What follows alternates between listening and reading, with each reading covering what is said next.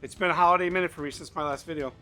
I was just trying to enjoy the time off, the holidays, and hope everybody else is recovering well.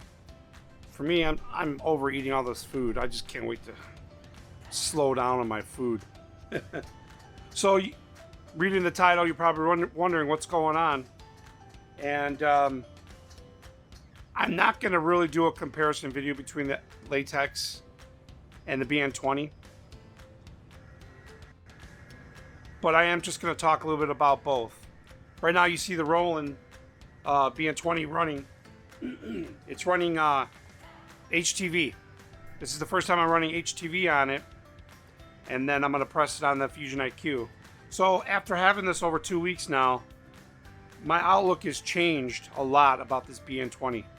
And I really like this machine. I think it's going to be a good staple in my shop. I'm going to hold on to it as long as I can. It prints great, right? So I know I said I wasn't going to do a comparison video, but the BN20 prints nicer than the Latex, my Latex.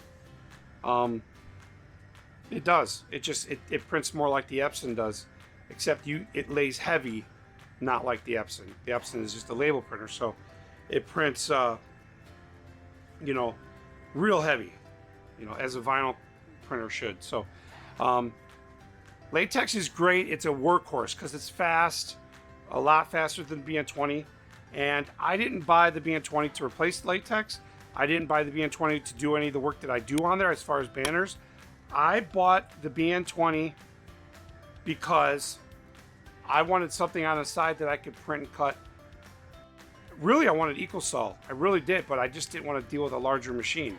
I wasn't ready for that yet because I really love my Latex, and I just pump out the banners, like there's nothing on that. So I don't plan to do any banners on the BN20.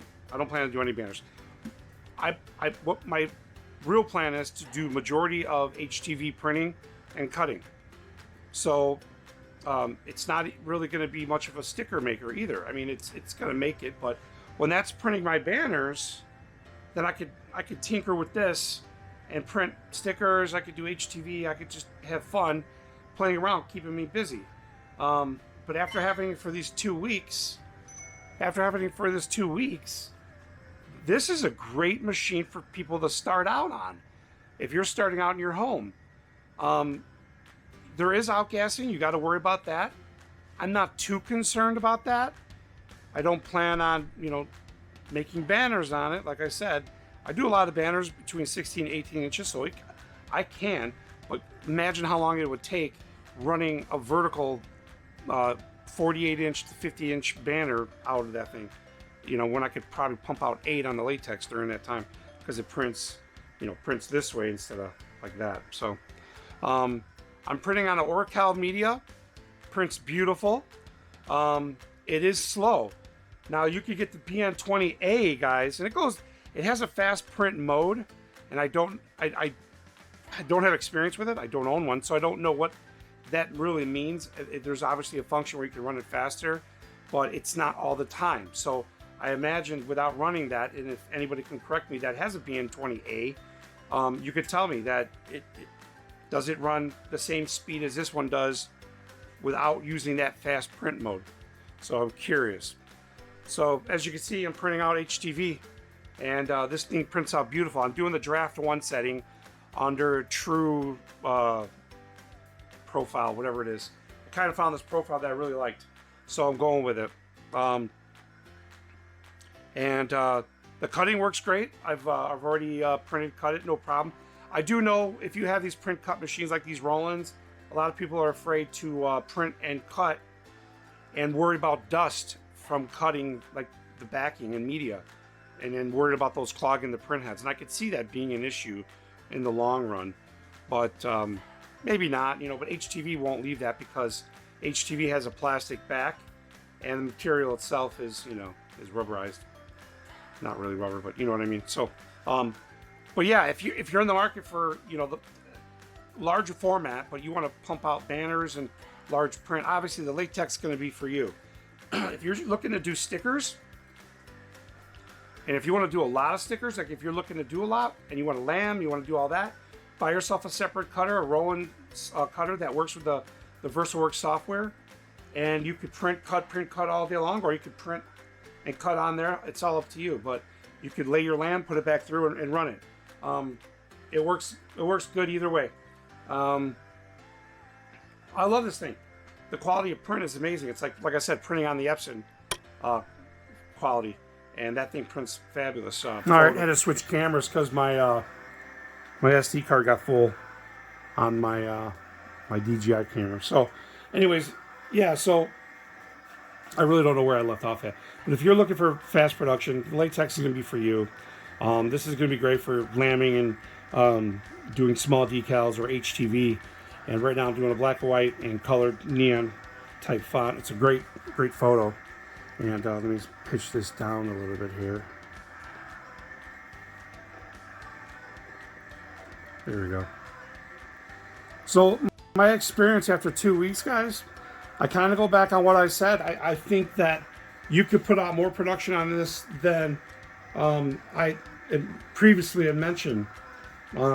Great for a home shop, and I believe even if you had like 2 of them, you could really get some work done. But for that cost, you might as well just buy a larger EcoSol if you're in the market.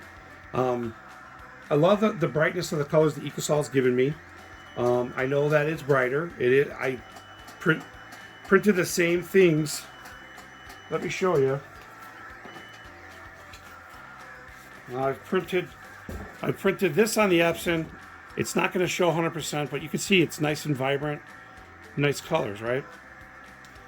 Well, I printed them on the Roland, and the colors came out more like they should on the first batch.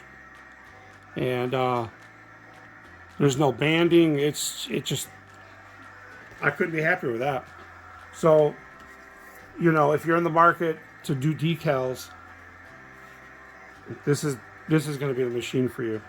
I'm not trying to push it. I'm not, you know, benefiting on this financially at all by trying to tell you that. But the BN20A is a cheaper option because you don't have to worry about deciding on white or metallic ink, with consensus is saying that you don't want those anyways. So if I were to buy a second machine, I would get just the CMYK. So you don't have to worry about the white or the metallic. And if you're going to do a lot of, you know, white, I could see the white working, but you gotta run it constantly. From what I hear, from what people talk about. So right now it's finishing up the print, and you're going to see it go into the contour cut of that image. So pull it back in. Now I will tell you one thing about the cutter on this.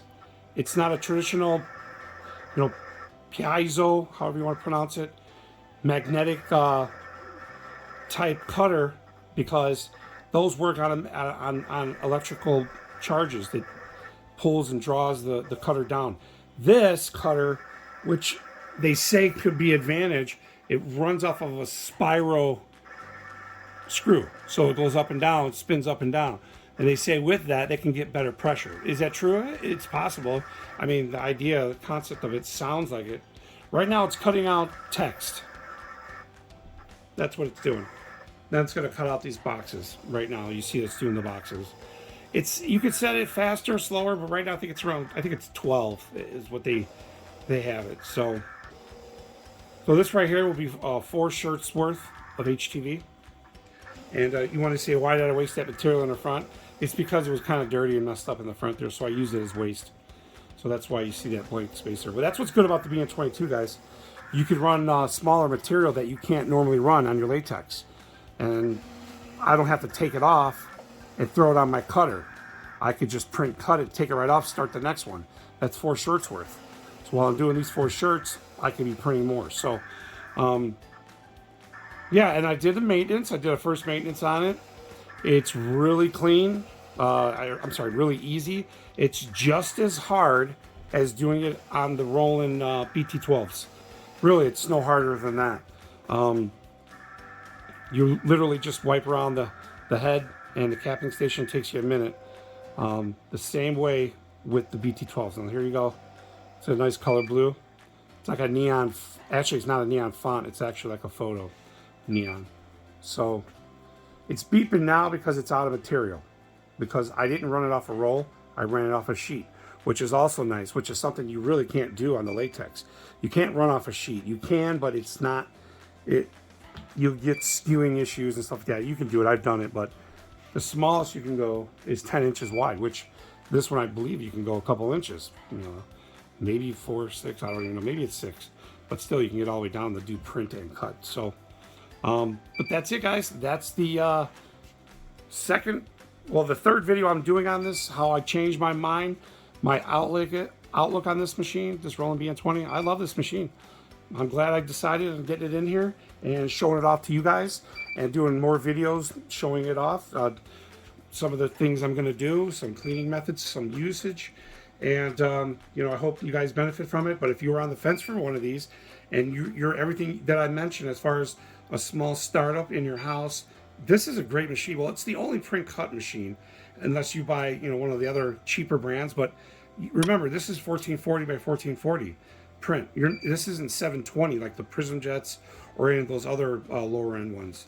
So you're going to get, you know, high resolution prints on this. And let me go ahead and get a little closer here. You guys can see this. Like I said, it's beeping because it's out of the media. So I'm going to go ahead and just remove it. And that's why it's beeping, is because of the, see how nice that is? So that's that. That's a little demonstration on the printed HTV, guys. So hope you like this video. There'll be plenty more videos to come. I'm also using VersaWorks 6, which is fantastic software. Straightforward. And another thing I like about this, you could print directly from your favorite print programs like Corel. So you can print directly from those with contour cutting.